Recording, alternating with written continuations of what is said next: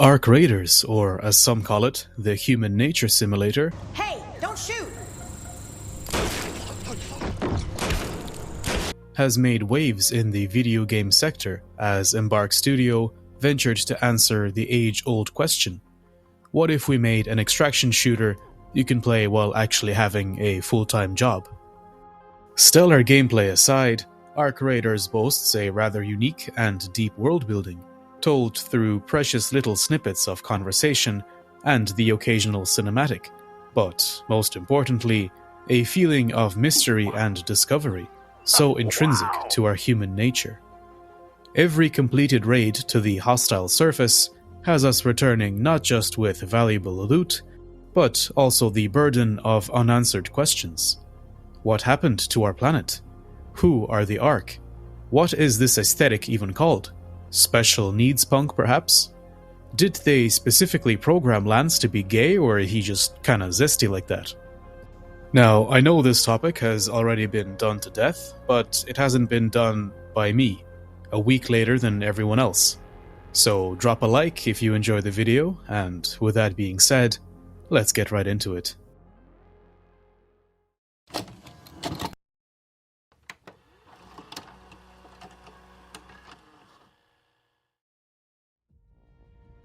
The only concrete date we know thus far is the year 2180, the year of the so-called collapse, the first apocalyptic event of the Arc Raider universe. First of three, that is, making the game setting a post-apocalypse, but more on that later. Very little is known about the world prior to the collapse, no doubt an indication of just how brutal this event was, not only almost wiping humanity itself from the face of the planet, but also the very memory of it. Perhaps the future story expansions will reveal more, but even now, in the early stages of the game story, we can see the high level of technological progress in the ruins of a once great civilization. Sophisticated androids, advanced AIs, and dreams of a future among the stars crumbled as ecological disasters ravaged the Earth. Indeed, the titular collapse refers to the environmental crisis that rendered the Earth nigh uninhabitable. Such was the level of devastation that most of humanity was simply wiped out, with isolated and primitive tribes of survivors clutching onto the last remnants of habitable land. A small and enterprising group, however, put together a plan during the events of the collapse. A plan to essentially get the fuck out of there aboard highly advanced spaceships, explaining the abundance of space-related themes present in-game. No doubt, those that left the dying Earth were the privileged few, the wealthy and the elites, along with the top scientists and engineers humanity had to offer, which may or may not be subtle foreshadowing, or at least gives room for speculation.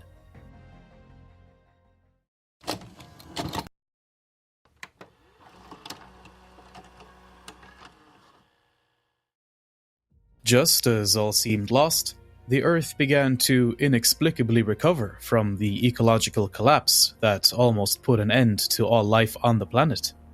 Humanity began to rebuild, slowly reclaiming not just the devastated ruins and remnants of technology, but also, for the first time in a while, a feeling of hope.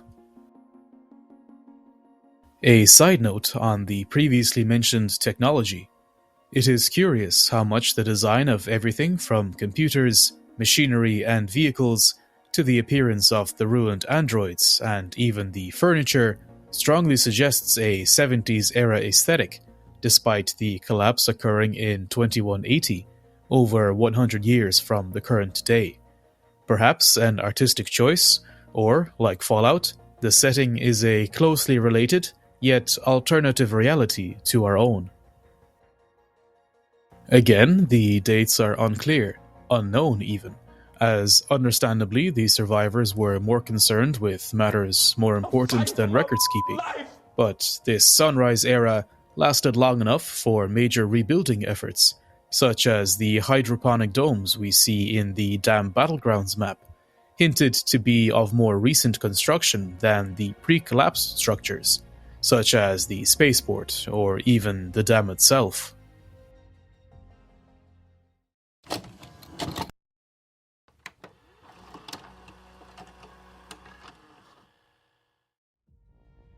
Unfortunately, this "we are so back" era of humanity was rudely interrupted by the first arrival of the Arks, a robotic menace of unclear origin. Indeed, we don't even know what ARK means or stands for. Speculation is wild for a potential acronym or even a deeper meaning, but what is certainly clear is the hostility of these mysterious machines. Described as crude, these initial models of ARK were much less sophisticated than the current iteration that we see in-game, but still they were utterly devastating, striking a terrible blow against the recovering human race that just started to find its legs among the ruins of their past splendor. These humans, however, were no longer the spoiled children of a civilized age. Hardened by years, possibly even generations of struggle and survival in a new and unforgiving world, humanity fought back with a ferocity of a wounded and cornered animal. Flesh and steel clashed, leaving ruins and husks across the already scarred planet. This first war between machine and man would culminate in the Battle of Victory Ridge, where the fragile carbon-based lifeforms triumphed over the steel and silicon of the unyielding ARK constructs. Not even the fearsome Barons, the largest and most destructive of the machines, could sway the battle against the desperate humans, willing to put their lives down for a planet they refused to lose a second time.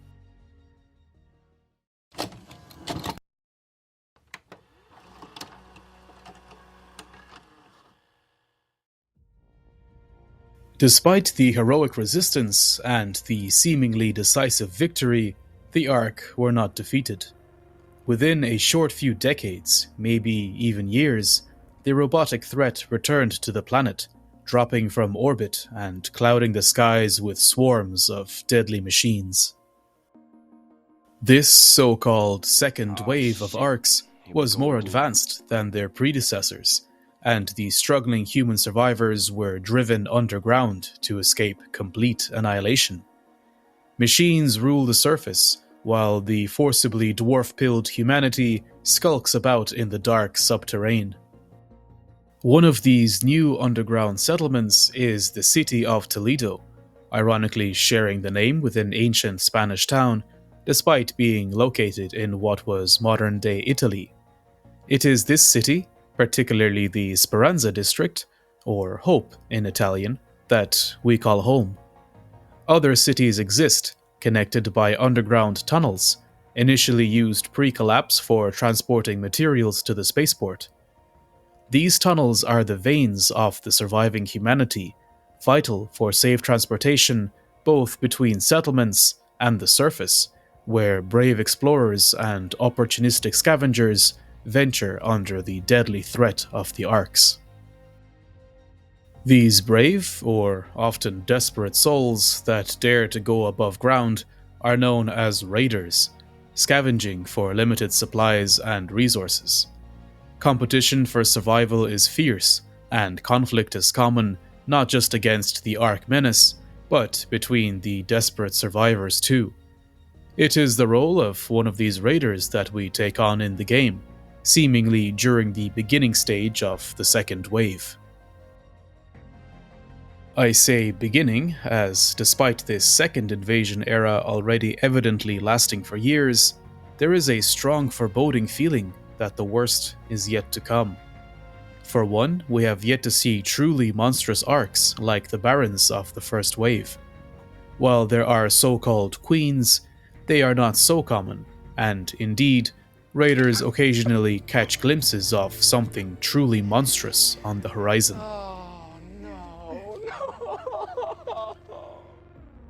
Meanwhile, the ARKs themselves are constantly probing, constantly surveying the landscape, and occasionally tunnel entrances seem to be deliberately patrolled by hovering machines.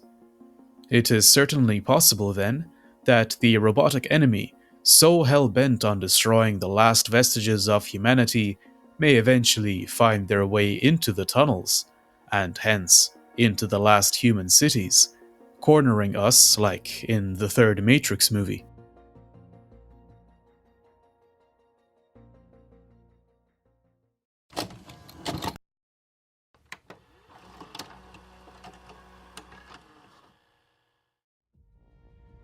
One of the most pressing questions, aside from what was the world like prior to the collapse, and the collapse itself, is of course who or what are the Ark? There is no official lore answer, not yet anyway, which leaves room for several theories. Given that the machines drop from orbit with the sole intention of ruining your day, speculations rose as to their extraterrestrial origin. Perhaps a distant alien race saw an opportunity to take the Earth from a humanity weakened by countless ecological disasters of the collapse. This theory, in my opinion, is the least likely of all, as the Ark design is very human, with some components even having actual English letters and making use of the conventional number system. This then leaves us with only one other option. The machines are of human make. Under this assumption, there are two possibilities. The first one being a Terminator-esque Skynet Rise of the Machines situation. While this would certainly explain the human design, in particular of the flying variants that are so similar to the models currently in use, as well as the cold, calculated approach to human extermination, I don't think this scenario is likely. For one, the Arks are first mentioned years after the collapse and the Sunrise eras, the initial arrival dubbed the First Wave, meaning that these are newcomers to the scene. Indeed, if the collapse was caused by rogue AI elements and hostile Ark robots, there would surely be some kind of reference, or even collective memories or myths among the surviving populace. And of course, the Ark, from what we see, are considered to be separate from pre-collapse machines and computers in general. The various broken down androids we see scattered across the maps, as well as of course Lance, the medical expert in Speranza, look and act differently to the hostile drones that rule the surface. Therefore, the machines being human-made, not by the pre-collapse civilization, and certainly not by the struggling survivors left after, leaves one other possibility. The previously mentioned, and yet completely elusive, Exodus survivors. Abandoning the dying planet, the chosen few boarded highly advanced spaceships and left in an unknown direction. Indeed, the destination was never specified, and despite the technological sophistication of the pre-collapse humanity, I doubt that the level was sufficiently high to reach even the nearest potentially habitable planet, Proxima Centauri b, located about 4.2 light-years away, as well as the time frame between the collapse and the first wave not being sufficient for a return trip. This implies that the Exodus humans may not have strayed too far from home, possibly reaching some lunar or Martian base, or even just staying in orbit, safe from the earthquakes and tsunamis ravaging the Earth below. The very same orbit from which the Ark drop onto the surface. This theory fits neatly into every unanswered query we have, providing a logical answer. The Exodus being a key event mentioned explicitly in an otherwise very vague timeline. The human-made Ark machines, coming from an unspecified location in orbit. The constant probing and surveying performed by the Ark, which now seems more explainable. The Exodus humans gathering materials they lack in orbit, or even testing the environmental habitability post-collapse for a potential return home. So then why would fellow humans exterminate the already struggling survivors? At the risk of getting political, there is a clear element of class warfare here. As mentioned before, it is certainly the wealthiest individuals and their families, as well as Earth's most elite scientific minds, that boarded the life-saving ships, much like the biblical Noah and his Ark. After generations of living separate from the humans left on Earth, as well as, no doubt, observing the surface world and the brutality the survivors had to resort to for survival, the Exodus humans may have come to view those left behind as lesser, as savage beasts to be put down. No doubt, these sentiments were magnified by the literal echo chamber a small community aboard a spaceship might become. The Exodus humans might feel no remorse in cleansing the subhuman survivors in order to reclaim the Earth, their birthright. They say that all art is political, and this Ark origin theory indeed would open up discussions about rather sensitive subjects, such as discrimination, colonialism, and the previously mentioned class warfare, but with an interesting new spin, and it'll be very curious to see where Embark Studios will take the story in the years to come. And that, my friends, is the story of the setting that we know thus far. Longtime subscribers to the channel may wonder, what am I even doing making Ark videos, and say I should get back to making Elder Scrolls content, and I promise I will, but the story of this extraction shooter greatly intrigues me. Thank you for watching, and a huge shout out to my channel members and patrons. I am ever grateful for your support. More videos to come, and as always, until we meet again.